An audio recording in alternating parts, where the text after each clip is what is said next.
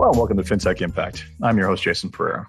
Today, the show is something a little different. It is a recording of a panel I moderated at the Wealth Professional Wealthtech Summit recently. And the title of the panel discussion was How the Wealth Industry is Adapting to Technology and Revolutionizing the Future of Advice. Joining me for this panel is Tom Burmeister, VP of Financial Planning for Naviplan by InvestCloud, Robert Smuk, President and CEO of Agora Dealer Services, Kendra Thompson, Partner, National Wealth and Investment Management Leader at Deloitte, Canada, and Joseph Lowe, VP of Wealth Innovation at Broadridge. And here is our conversation. I hope you enjoy it.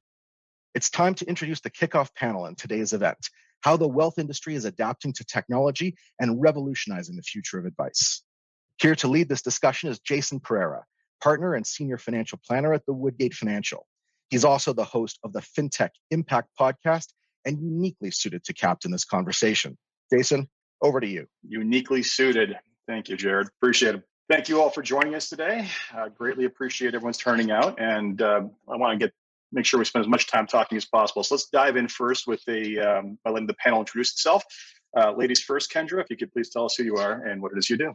Sure. So my name's Kendra Thompson. I'm a partner in Deloitte's consulting practice. I lead the business we call the Future of Advice and Investing, which is focused on what Canadian families care about as it relates to their investments, what they're willing to pay for, and how the industry is transforming to deliver that at scale for a profit. I work across all asset classes and models. I work with incumbents, new entrants, fintech players, and the regulators. And I have a good line of sight on where the technology spend is going in this market. Excellent. And over to Joseph. Hey, everyone. I'm Joseph Lowe, Vice President of Wealth Product Innovation for Broadridge, a global fintech company focused on artificial intelligence to make the wealth management lifecycle better. Excellent. Robert? Good morning. Thank you, Jason. My name is Robert Smuk, President and CEO of Agora Dealer Services. I'll do a quick one-liner on Agora since the other companies around the table here today are very well known. We're still early stage organization, but we are a B2B carrying dealer created to help advisors and dealerships provide meaningful advice to all of their clients. So we're here to allow the advisors and dealers to become more efficient. And lastly, Tom. Hi, everybody. Tom Burmeister, Vice President of Financial Planning with Naviplan. Now happy to be part of the InvestCloud family. Naviplan is a financial planning software suite that over 100,000 advisors across North America use to create millions of financial plans every year. So excited to be part of this great panel. Excellent. And congratulations on the acquisition. That was just a little over a week ago, was it? Yeah. Yep. Excellent. So let's jump in. First question I have for everybody is, in your specific question in the fintech world, what is the most prevalent trend that you see happening? And what are the risks and opportunities coming from that trend? And I'm going to go in reverse order to the introduction. So Tom, I'll let you start first. Sure. I think certainly just the trend that I'll pick on is probably alternative fee-based models. That's something that I think is getting more and more focus and a little bit more creativity as well, just because of the appeal that it has to all of the scalability that needs to happen to serve a wider number of investors in a more efficient way. I think the risk with that are certainly that it's a massive, massive change for the way we think about charging for advice. We've gone through several evolutions here when it comes to whether it's technology adoption or many other things, regulatory changes, and we've seen advisors be relatively slow to adopt that. So I think that's probably the biggest risk. But I think as we start to focus on that more and start to embrace it, we'll see that the masses will follow, and we'll truly have democratized advice in the hands of more people. So that is a largely U.S. experience. So let's just clarify. What you're really talking about is things like retainer-based planning or percentage of income-based planning and other methods of getting planning into hands other than AUM or commission. And given that deferred sales charge is now officially dead in Canada, this is a conversation I hope we start seeing north of the border significantly more. So same question, over to you, Robert. I'll take a different approach. The trend I see right now is our clients and our clients' desire to have everything at their fingertips. Our clients are now more tech savvy than they've ever been. My mom in her 80s does all of her banking and all of her financial planning all online. And of course, my daughters who are in their teenage years think having to go and have a meeting with somebody would be the craziest thing possible to not have everything at your fingertips when you want it, where you want it, anytime, anywhere. So really, are we there? Financial services industry has been behind other industries, and our clients are now expecting what they get from other industries to be within this industry. So I think there's a real risk if we don't move forward, or if an advisor doesn't move forward to start meeting those tech savvy needs and desires of the client base. Your daughter's not the only one who's impatient for that. Joseph, over to you. Yeah, I couldn't agree more with Robert. Certainly from the Broadridge side, what we're seeing is a need to be more open and have more APIs, which enables partner ecosystems, choice for advisors and what tools they can use to provide the service they need for their clients. Ultimately, there needs to be more personalization of service. And the way that happens is actually through technology that enables open ecosystems for that. Excellent. Open ecosystems. That's a new term in Canada, sadly. And Kendra, over to you to wrap this up. Yeah, I mean, when I look at it systemically, I see an acceleration in the pace of modernization, and that plays out differently, whether you're sitting with the regulators and the challenge that they're going to have to deal with innovation and simplification, whether you're sitting with the large bank-owned dealers where they're looking at essentially completely rebuilding and modernizing their technology and reinventing a single service continuum across the banks or insurance organizations, or whether you're a new entrant or service provider to the industry, looking to serve either the big banks or the independent players and trying to reinvent how you can help take the cost out of scaling advice and how you can ensure that the value of advice is sustainable at a lower cost footprint. So for us, we saw that play out south of the border starting probably about 48 months ago. And all the preconditions that we saw there as it related to executive moves, changes in operating model, mergers, major technology investments, the collapsing of brands, all those things are coming up now in the conversations that we have with executive teams in this market. And just to put a little example on it, the discretionary spend on technology from our bank-owned wealth management clients is up about 60% this year. So just to give you a sense of how seriously the big players are thinking of modernizing, that's really where we see things. I'll throw something in. There's a benchmark study out of the US, I think it was Joel Bruck's team did it, about what even small advisors should be spending on technology. And that number was pegged at between 6 and 10%. So I would challenge everybody in the audience to contemplate just how much you're actually spending and realize that our peers south of the border are spending a lot more time digitizing and seeing the benefits of that than we are here. So second question, I'm going to start with you, Kendra, and work my way back again. So the focus on fintech is often on the investment side. That's where a lot of this has been placed for the last little while. But besides investing, how are you seeing technology being used to support other areas of financial planning? Yeah, it's interesting. And maybe this is because of the media, or maybe this is just because as individuals, it's easier to consume the trends and the changes that are closest to our own experience. We focus a huge amount of our energy on the front end of the value chain. And that's where a lot of the noise and energy around fintech has been. But when I look at what inspires me most or what I get most excited about, it's where I see meaningful innovation on removing the cost to serve. And I see right now both our incumbent players, those who seek to serve independents, and some of the utilities in our market really investing in taking the cost, taking the time, taking the people and the paper out of the value chain.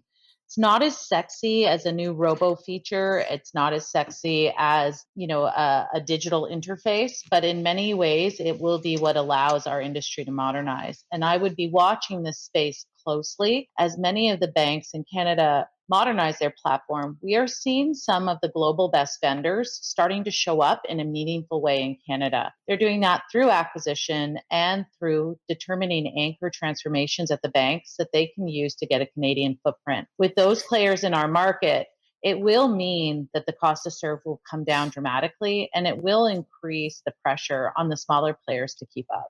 And I'll move this back around to the circle. Joseph, yourself. Yeah, I mean, absolutely. The definition of advice is so much beyond investments now, whether it's advisors helping clients with their debt and lending, their insurance, even things like health and wellness, right? Estate planning, that's all part of it, right? And investments is just one slice of, what we see is where the advisor really is the quarterback of all the various things that need to happen in the wellness of a person and wellness of a client and a family, right? And everything associated with that. So certainly the theme that I would kind of lean on is just the health and wellness element, especially as people are getting older, that it's such an important thing. Planning for care, planning for all the things associated with that is becoming so important. Robert? I think I'll add on to Joseph's, where if we take it one step further and we think about those expectations and we think about the advisor's ability to provide that meaningful advice, and now advice is a much broader scope than it was in the past. you need more time with your client. You need to be able to spend more time understanding more and more about what their goals are,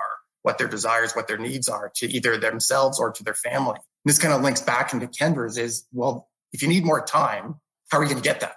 You're not going to suddenly be able to suddenly work 20 hours a day. So you're going to have to find that time by looking at maybe the low value add activities and how do you digitize it, as Kendra was really saying, or how do you outsource it? So I think the other thing, Jason, that you've mentioned in the past is really about the squeeze of margin also. And so if I want to continue to have a profitable business, I'm going to have to have more clients. And to be able to have more clients, once again, I'm going to need more time. I'm going to need more time because those clients are also having expectations that advice is no longer just stock picking or mutual fund picking. So there's a whole bunch of pressure on that advisor. And I think what we have to look at is how can we help them take the low value add activities out of their day-to-day work efforts. Given you cited me, I'm going to correct that statement. I have never said more clients. I've always said fewer, quite honestly, in deeper, more meaningful relationships. In fact, that has actually been the trend in the RIA space, is a move from what was a sweet spot of 100 households down to something getting closer to 60 now. If you want to maintain margin, you don't do that on volume. You replace margin with volume. If you want to maintain margin, you have to deepen that offering. Sorry, Robert, not to forget it, but if you're going to quote me, I'm going to correct it. Yeah. Tom, yourself. I don't have a Jason quote to throw out there, but I'll pick on the. Now you've been warned. Make sure you get it right. I'll continue on kind of the time management efficiency side of things. I think without a set of efficient and repeatable processes in place for onboarding clients, setting up what their first 100 days looks like across a variety of different client types. I'm not saying everybody deserves the same cookie cutter experience. However, I think a lot of people, we're talking a lot about technology today, and we will always continue to, but I think technology is just part of the equation of being successful in the future. I use the analogy all the time. You can't just buy a gym membership, go stand in the gym and expect to get the benefits. You can't just expect technology to come in and transform your practice. You need to work with your staff, your partners, everybody else to make sure that when you're onboarding a client, when you're setting up a client meeting, whether it's virtual or whatever, is personalized to what that client needs and something that can scale across the rest of your client base very efficiently. Okay. So next question for you is, there's really two kind of primary channels we're talking about here that kind of got convoluted. I want to specifically break out how fintech is influencing the advisor space in traditional channels, call them the bank-owned channels, versus the independent channels. How are we seeing, what kind of differences are we seeing there? And I'm going to start in the middle this time with Robert and work my way up and then back to Tom.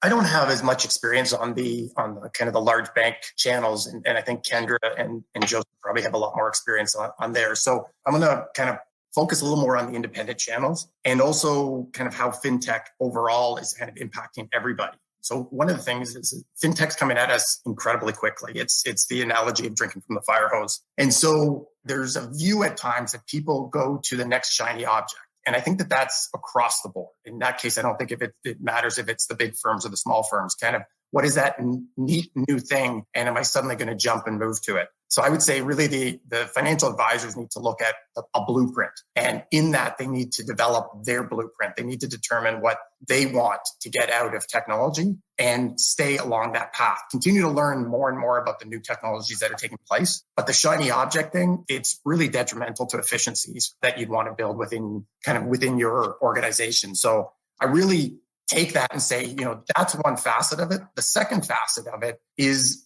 I think technology is there to the point where now the challenge is human nature's resistance to change. And are we as people willing to make the number of changes that we really need to these days to modernize our business? And so I think the world of fintechs continue to throw more and more at us. Are we willing to make the change, and are we willing to adapt and adopt as quickly as possible?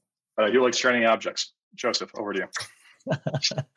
I like shiny objects. Rob, to your point, I agree that advisors need to have a blueprint for what technology they introduce. But I think what we're seeing here is kind of a shift from not a shift, but a continuum of some of the operational digitization, right? Things like e-signatures, which have really accelerated because of the pandemic, the paperless technologies and things like that. Where, I think the next generation of technologies that are going to be required are ones that enable digital collaboration, right? Ways to be able to chat and communicate in a compliant way. And some of those things, I think are going to be key as we talk about, moving from transactional-based processing to relational-based relationship kind of facilitation.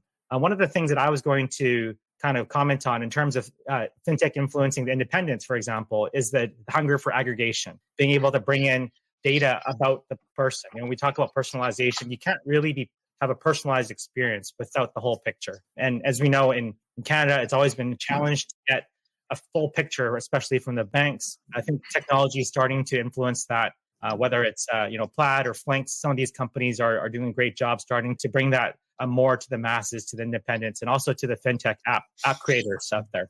Been waiting for that my entire life. Kendra.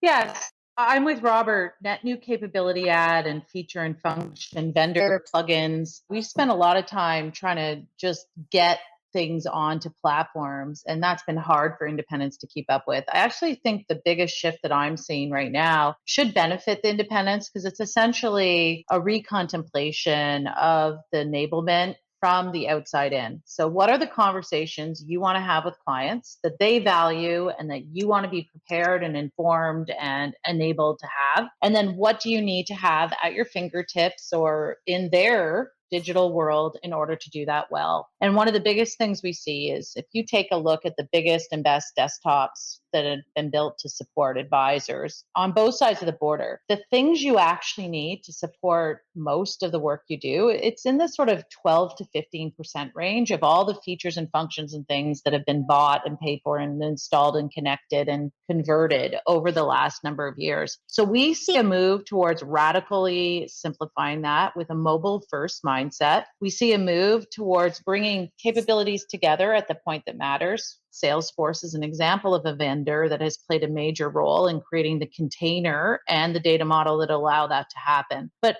regardless of what vendor it is, regardless of what fintech capability, we see a move away from the concept of portal or hunting and pecking for the different things that you need, a movement away from what we call digitizing the dysfunction, where we just automate something that never really worked for our clients anyways, and a movement away from design by noise, which is this chasing of the bright, shiny object that Robert mentioned earlier. And instead saying, what are the conversations that matter? And then how do I enable that conversation in a smart and simple and intuitive way? And the reason that's going to be really important for independence is that it'll drastically drive down the set of things that you need to go and get and really focus towards getting the right things that are integrated at the right point in time.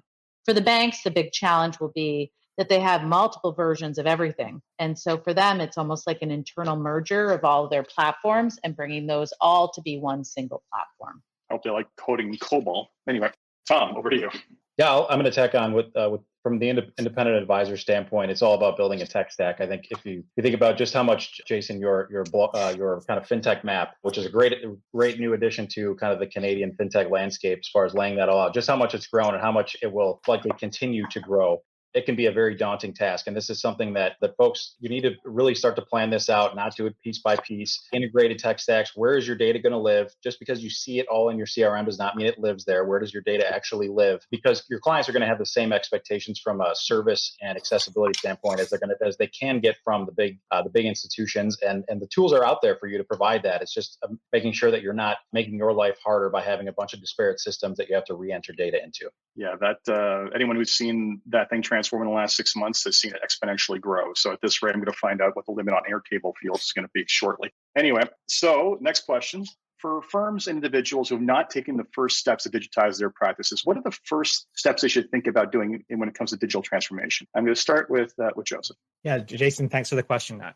I would say that the first things you have to do is really focus on the things that are taking up your time that you don't want to be doing. Typically, that's going to be, your administrative work, kind of the paperwork associated with it. You want to be focusing on the areas where you get value, whether it's focusing on the client conversations. Some of the things that we're seeing that are easy to pick up now are electronic signatures, digitization of documents, the workflows associated with that. I think people get a lot of immediate uptick from that. Secondly, from there is really streamlining the conversations that you have with your clients and digitizing that as well. Robert? Agree with everything Joseph said. Maybe I'll just take it, I'll turn it kind of 180 and say, also need to understand what your clients are willing to do and willing to use. Because, Kendra's was really interesting there. 10 to 15% is all that's really useful, or 12 to 15%, whatever the numbers were. So there's a whole bunch that you think your clients may want and they're not going to use. So why muddy the waters? Why make it almost impossible to use because there's so many widgets and gadgets and everything else out there?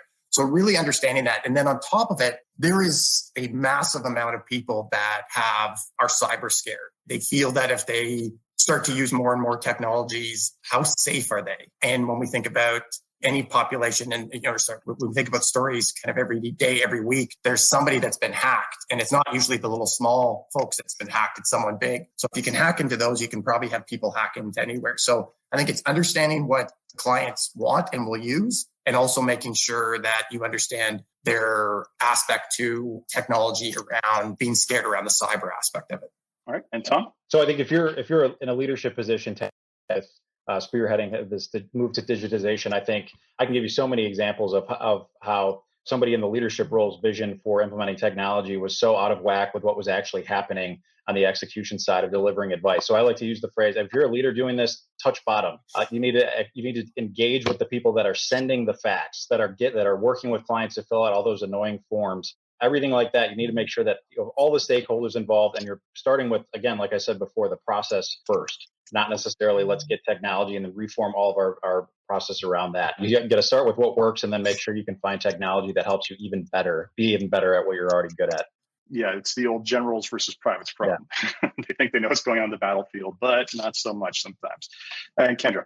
Yeah, I mean, this is a well-trodden path, and it's moving quickly. I would highly encourage the identification of the right partners and not trying to cut your own rug or figure it all out from scratch. There are examples in market of what good looks like. And if you're late to the party, there's a bit of a benefit to that, in that you can have a look and actually tangibly experience what others have built. And I would highly encourage not doing a pick and pack of all the vendors or being overly focused on the sort of cutting edge of any one piece of the puzzle, but instead having a concerted plan that's based on what matters most to the humans. So I build on what Tom said there. Get close to the work. What is the work? How do we want to do the work? And then find someone who's enabled that work in a way that makes sense. The vendor space is really getting better. You see on this call some really awesome vendors showing up to support the industry. In my job, a lot of what I do is try to bring world-class vendors to the Canadian market. There has been a resurgence of interest now that the big players are spending and that modernization curve is steeper. I would really encourage any independent to take advantage of those partnerships and not do it the hard way,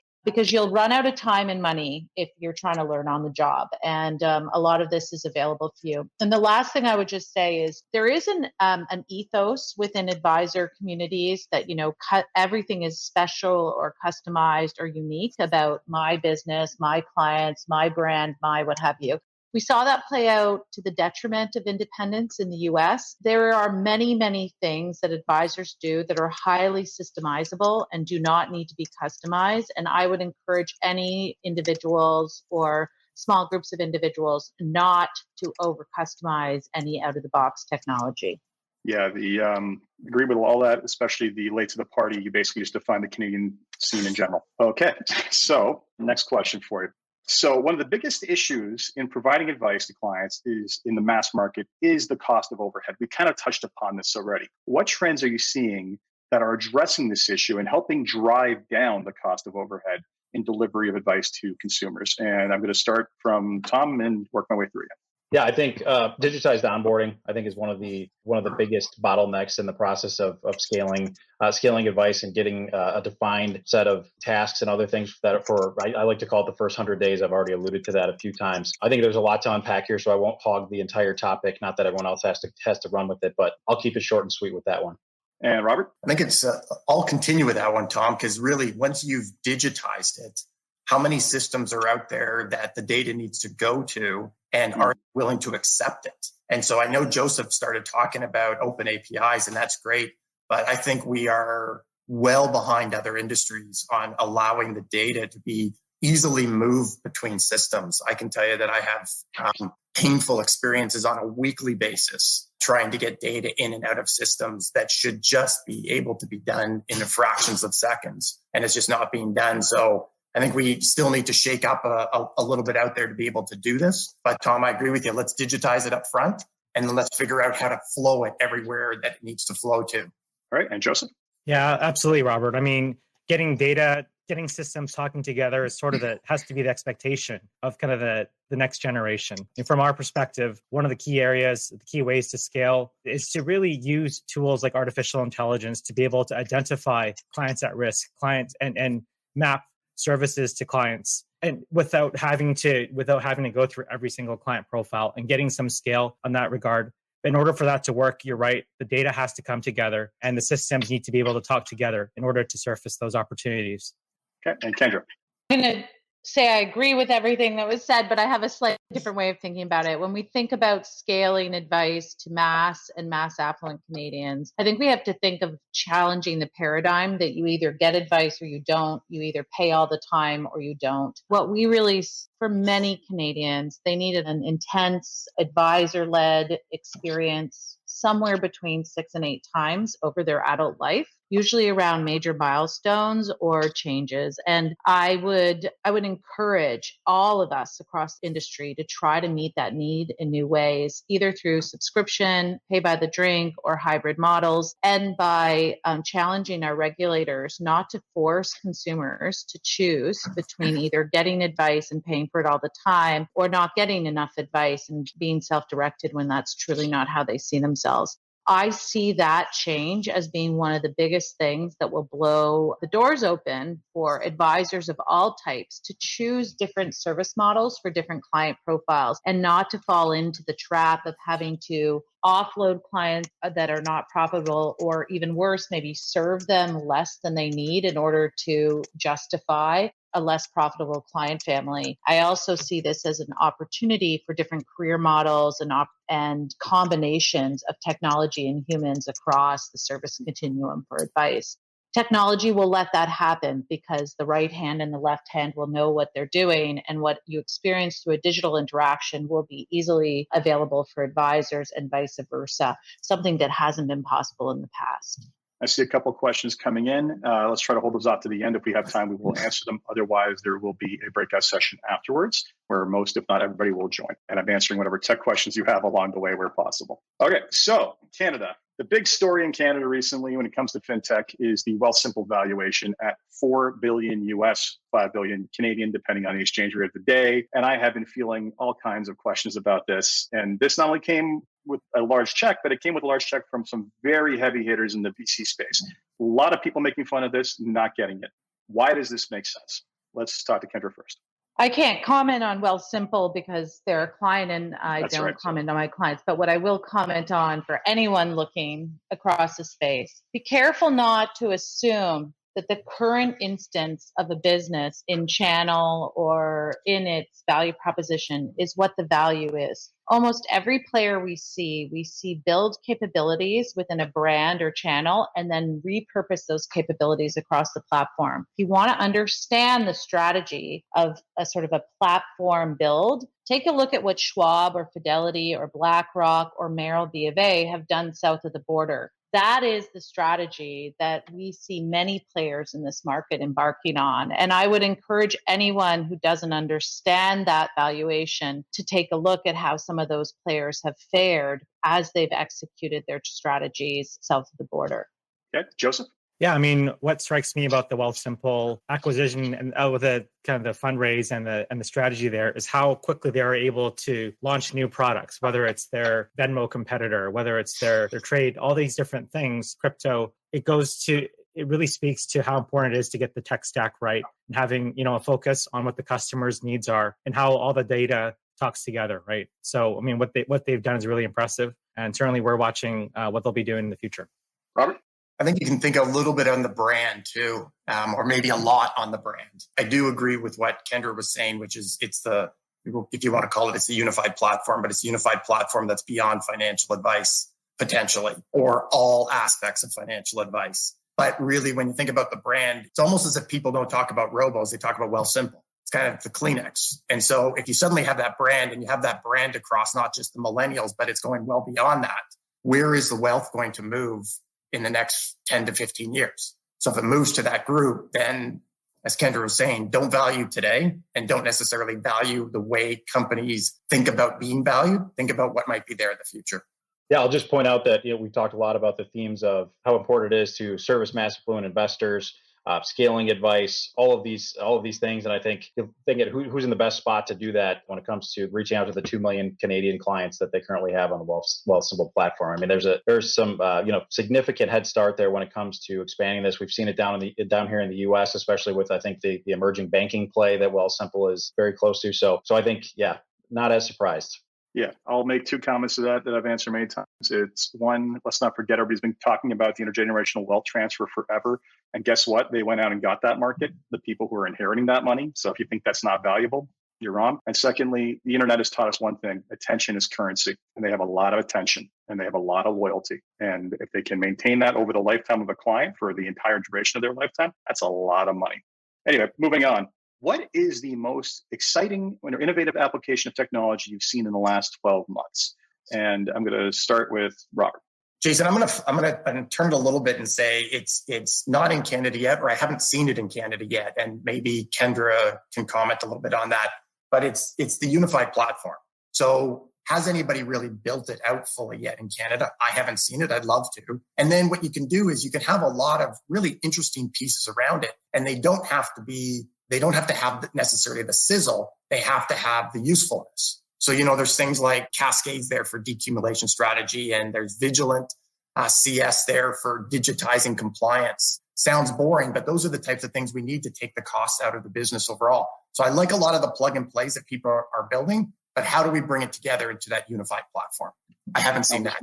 I'll just make the comment that I can see it slowly being built on multiple fronts. So, Joseph. I'm going to pick a small point solution to take the other side to Robert. One of the most impressive pieces of technology I've seen recently is what some of the guys and girls are doing at the Tiffin Group. They've built a search engine. I think it's called Magnify. What they do is they use AI to read all the underlying earnings reports and all the kind of company statements for every ETF and mutual fund, and lets users kind of search for things like underlying themes, ESG, the track record, all that kind of stuff. And what advisors are doing is they're using that to optimize their portfolios for themes. Let's say you want to look for investments, whether it's discoverability, look for investments for clean energy or for clean air, or you want to reduce kind of fossil fuels in your portfolio. You can do that now. We're integrating some of that technology into our Broadridge stack. And Kendra? I'm a Merrill alum, and I will say that what Kabir, Sethi, and the Merrill digital team has done is just everything I've been talking about for 7 years, actually live and available to touch. And for those of you that saw their news release around the fully digital onboarding, I mean, that's been the utopia of onboarding strategy for years. And I've worked with many across the industry on pieces of it. To see it live and actually happening, and to realize that advisors were at the heart of what they designed and advisors are adopting it in droves. I think it's, for me, the most inspiring platform in the world right now. And it's certainly a beacon for our industry here in Canada. Don't assume that most advisors pay attention to what happens south of the border, which is something I often comment about. Tom. My favorite thing is I think the technology is just allowing us allowing access in the mainstream fashion for strategies that were previously reserved for the ultra high net worth folks. So some of my favorite stories are companies like Masterworks that allowed anybody to invest in fine art, Titan, hedge fund like investing, Halo, structured financing for as little as $1,000, things like that. I think so. The advice I have for advisors is do not act dumbfounded when your clients come and ask you about this. I'm not saying you have to recommend them, because you're in charge of the bigger picture, but your clients will start to ask you about this, and it's best to be at least in the know about what's out there and why or why not you might decide to recommend it or not. So that was the panel from the Wealth Professional Summit. I hope you enjoyed that discussion and got some ideas of what's going on in the marketplace. As always, if you enjoyed this podcast, please leave a review on iTunes, Stitcher, or wherever you visit your podcast. And until next time, take care.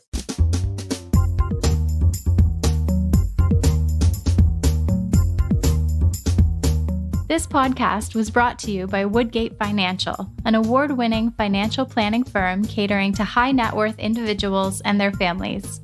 To learn more, go to woodgate.com. You can subscribe to this podcast on iTunes, Stitcher, and Google Play, or find more episodes at jasonpereira.ca.